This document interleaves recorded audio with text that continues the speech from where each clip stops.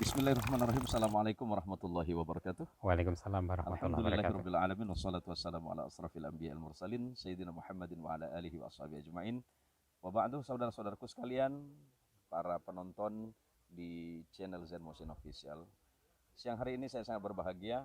Saya berada di lokasi perkebunan kurma dan ini adalah satu-satunya dan pertama kalinya di Kalimantan Barat yang berada di belakang saya ada tulisan wisata edukasi kebun buah Sintang.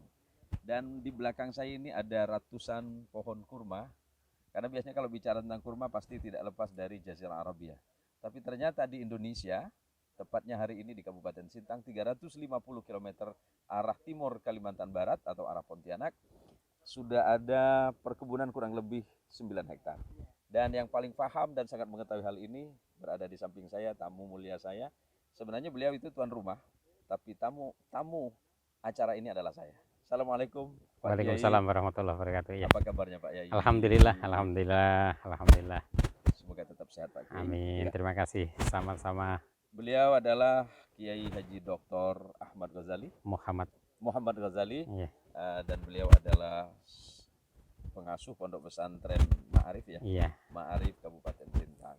Dan hari ini kita tidak bicara tentang dunia pendidikannya, tetapi kita akan bicara tentang edukasi, di mana beliau ini punya ide dan gagasan besar tentang dunia pesantren yang tidak hanya sekedar berkecimpung di dunia ilmiah, di dunia pengetahuan agama. Tetapi ada sebuah ide besar dari beliau bagaimana dunia pesantren itu mampu menjadi manusia-manusia kreatif, mampu menjadikan dirinya menjadi bagian hal atau menjadi bagian dari manusia yang bermanfaat melalui bagaimana mereka dididik secara ekonomi. Jadi begini Pak Kiai, ini yang saya dengar barusan dari Direktur Perkebunan Pak Harun, bahwa kebun ini sudah berdiri berapa tahun Pak Kiai? Iya. Terlebih dahulu mungkin saya sampaikan koreksi. Saya bukan dokter. Oh gitu ya? Saya baru magister aja. Saya magister hukum. Ya, jadi Tapi calon dokter sudah ya? Amin doanya. Jadi ini kebun kita mulai rintis 2017 bulan Januari dengan langkah awal kita menanam jambu kristal dengan belimbing madu. Oh gitu Pak Kiai.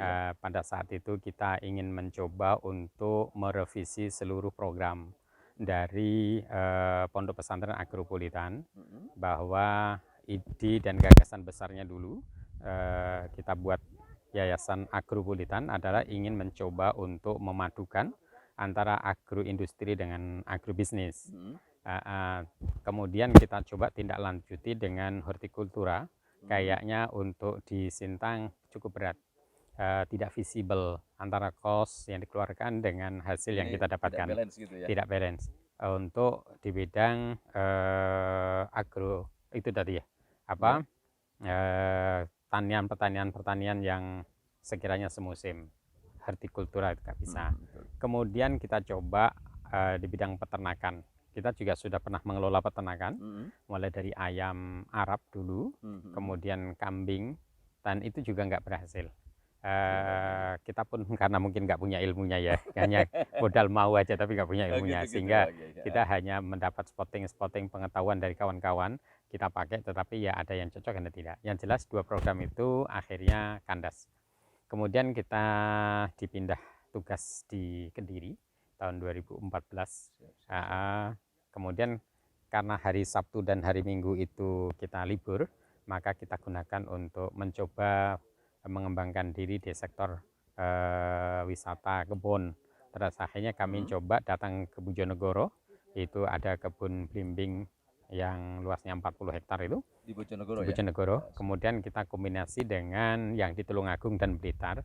Akhirnya kesimpulannya bahwa ternyata mungkin kita coba bahwa di Sintang yang cocok adalah tanaman-tanaman yang keras ya, tanaman kalau saya memahami tanaman keras, sekali nanam yang panennya bisa berterus-terusan. Terus akhirnya kita coba belimbing dengan jambu. Kok alhamdulillah cocok ya.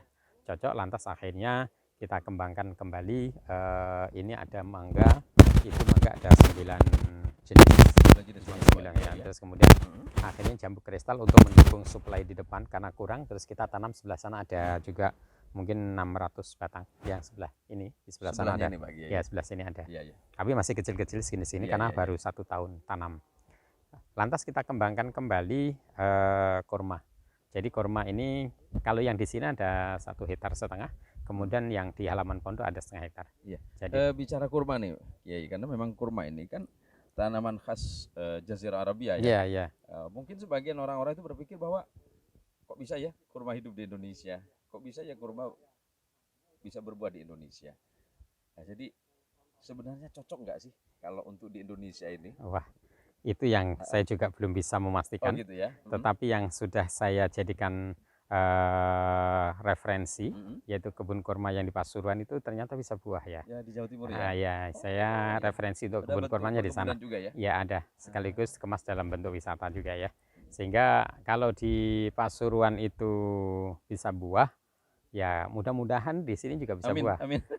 Karena kalau di musim di Jawa kan jelas 6 bulan panas, 6 bulan 6 bulan dingin ya. dingin. Apa 6 bulan musim penghujan, 6 bulan kemarau. Betul, betul, betul. Lah kalau di Kalimantan ini kan tidak. Agak ekstrim cuacanya ya, Jadi agak kita ekstrim belum tahu seperti apa. ya. Oh iya, iya, Ya iya. sekalipun mungkin banyak yang masih menyaksikan, ya saya hanya modal keyakinan. Jadi begini Pak Kiai.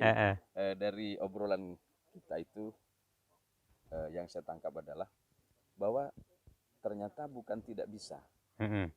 Tinggal pertanyaannya sekarang mau apa enggak. Ternyata memang kemauan atau cita-cita besar juga menjadi bagian dari hal yang tidak bisa diabaikan. Iya. Termasuk ketika bicara tentang dunia perkebunan, bisnis perkebunan seperti ini.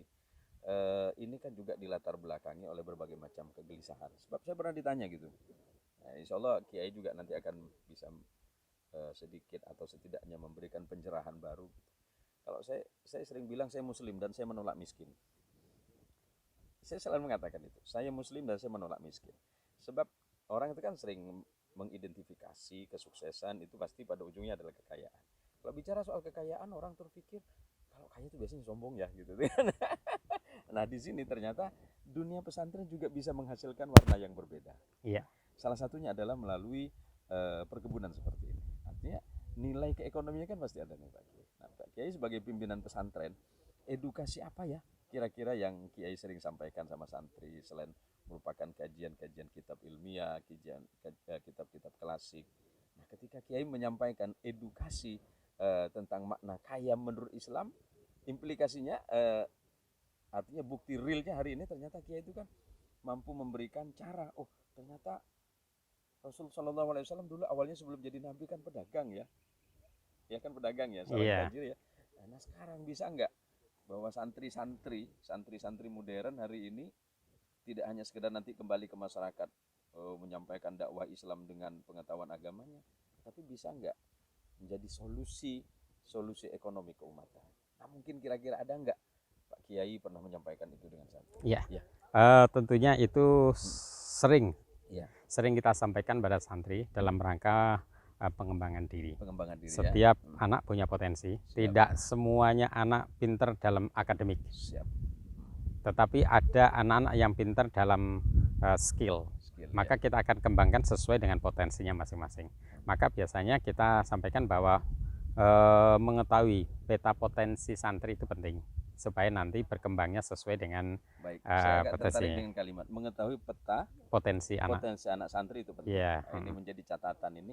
Ternyata setiap anak itu dilahirkan istimewa. Oh istimewa semua, nggak ada ya gitu.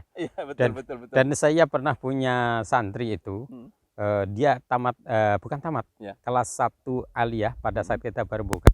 Dia menyatakan keluar karena tidak punya biaya. Saya kasih motivasi, coba terus sekolah, nanti saya carikan biaya. Ternyata dia milih saya tidak sekolah.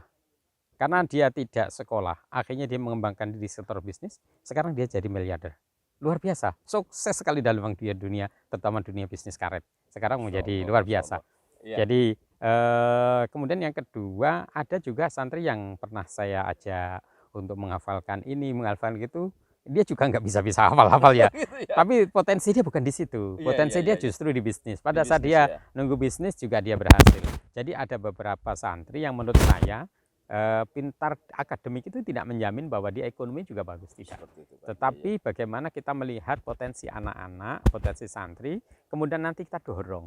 kita dorong bagaimana anak itu bisa berkembang sesuai dengan potensi dasar. Maka kalau kita biasanya diadakan achievement motivation training, itu penting buat kita. Kemudian kemarin kita juga melakukan training entrepreneurship training pada saat kami masih di Malang, habis degree kemudian kami di Malang, itu kami juga kumpul dengan mahasiswa-mahasiswa santri-santri yang dari UB, kemudian UM dan UIN. Hari ini juga sedang merintis kafe di sana. Jadi anak-anak kita wadahi dalam forum remaja kreatif. Jadi FRC-nya di sana sudah tumbuh. Begitu pula pada saat kami di Sintang. Kemarin anak-anak kita mahasiswa juga kita training di sini, ada outbound-nya. Kemudian kita buat rintisan, kita buat pengembangan diri. Ya alhamdulillah mereka sudah mulai tindak lanjut. Terus kemudian di Pontianak juga kita sedang mengadakan kemarin ada training beberapa orang, biasanya satu kelas 15, 16 begitu, juga sudah ada yang menindaklanjuti. Saya bilang bahwa bisnis itu sebenarnya tidak sesulit apa yang Anda bayangkan. Bahwa bisnis harus punya modal, tidak.